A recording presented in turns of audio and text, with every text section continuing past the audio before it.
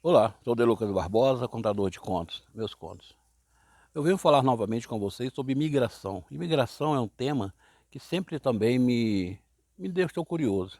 E não é à toa que nos anos 80, 90, consegui morar 3 anos nos Estados Unidos, e tem vários contos de lá que eu vou contar aqui também. E tive a oportunidade de ficar 3 meses em Portugal, curiosamente, para saber como vivem os brasileiros em Portugal. Como eu estava fazendo o lançamento de um livro, 20 contos mais ou menos reais, da editora Ases da Literatura, que está sendo comercializado na Amazon.com, eu fiquei 3 meses em Portugal, unindo o útil ao agradável. Com um mês resolvi tudo e sobraram 2 meses. O que eu ia fazer? Portugal é um país pequeno, você conhece ele rapidinho. São duas capitais, Porto e Lisboa, e o resto são cidades pequenas, vilas, vilarejos. É diferente do Brasil, é completamente diferente do Brasil. E a vida do brasileiro lá não é muito simpática, não é muito agradável, não. Você como turista é uma coisa, você viver num país e tendo que pagar aluguel, sobreviver, é outra história. Se você pensa em ir para lá, se prepare, vá sabendo, porque as postagens que a gente vê na internet são completamente floridas, só mostra o lado bom, mas realmente quem fez e quem viveu a situação igual eu vivi, eu posso falar. A primeira semana que eu fiquei lá foi para regularizar documentos. Um grande amigo meu me recebeu e disse que nós tínhamos que ter os documentos para trabalhar. Eu não tinha muito interesse em trabalhar, mas era tudo fácil, tudo simples, era tudo pela internet. Eu fiz o NIF, um monte de nomes lá que tem para trabalhar e tive a permissão para arrumar empregos lá. Aqui no Brasil eu tenho já aposentadoria, não ia viver daquilo, mas eu imagino que você viver com um salário mínimo. Exemplo, hoje o salário mínimo em Portugal é 700 euros, 760 euros. E um aluguel barato para um apartamento de um quarto, 2 quartos no máximo, é 700, é 600 euros. Então, é praticamente um salário mínimo de aluguel. É como se no Brasil você ganhasse R$ 1.500 e pagasse 1.000 de aluguel. Então, entre essas mesmas situações. E um dos trabalhos que eu arrumei lá, que foi que eu fiquei mais tempo, fiquei 2 meses, recebi 2 salários, recebi os 760 euros, recebi 600 e poucos euros, ainda fiz umas horas extras lá. Estava divertido, ajudante de cozinha. E nessa cozinha haviam várias mulheres, maioria mulheres. Então, tinha o chefe, que era um português, já antigo também, e eu vejo que todos os portugueses, eles chegam a uma certa idade, que aqui no Brasil já estão descansando, lá eles nem pensam nisso.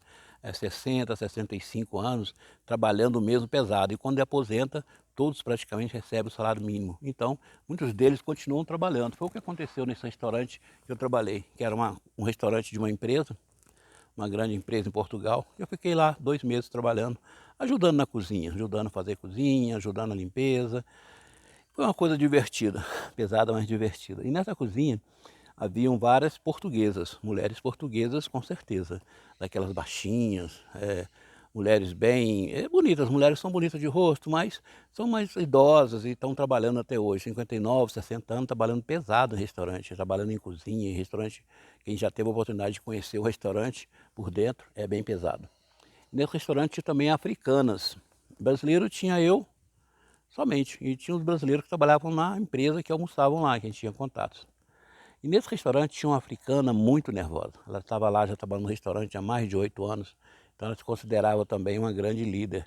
E nesse relacionamento de portugueses, brasileiros e africanos ainda divide mais ainda, que são vários países, Moçambique, São Tomé e Príncipe, todos os países da África que falam português principalmente, estavam em Portugal pela facilidade, que Portugal é um país que está vivendo ultimamente de impostos.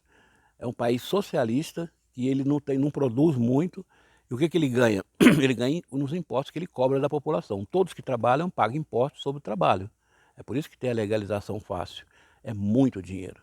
Os outros países da Europa todos estão de olho já em Portugal por causa disso. A arrecadação é muito grande.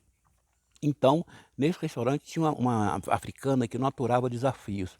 Ela chamava as portuguesas de branquelas, de branquelas, de mulheres brancas. As ofensas eram assim. Quando elas estavam nervosas, elas falavam em língua delas, da tribal lá da África.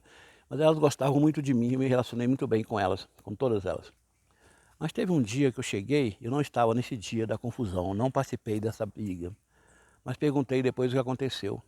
Essa senhora, ela está segurando há muito tempo essas humilhações, xenofobia, e as portuguesas acham que têm direito de estar no país, mas acaba que faz o mesmo serviço que a português faça, que a português faz, as africanas faziam, ou seja, cozinhar, preparar refeições. Lá refeições serviam-se uma janta às 5 horas da manhã. Eu até tive a oportunidade de trabalhar também nesse horário de madrugada, onde tem brasileiros também trabalham nessa empresa.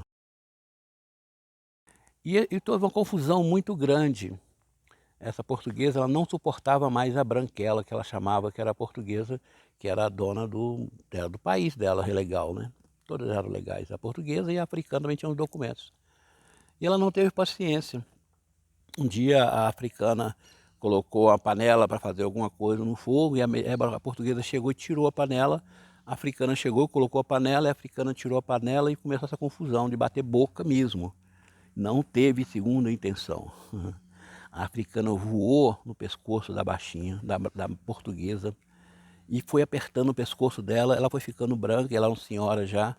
E ela falou: "Você não pode falar isso comigo, eu estou também documentada." E era uma briga de raça mesmo, era uma briga de muita maldade. E essa senhora saiu muito machucada dessa briga.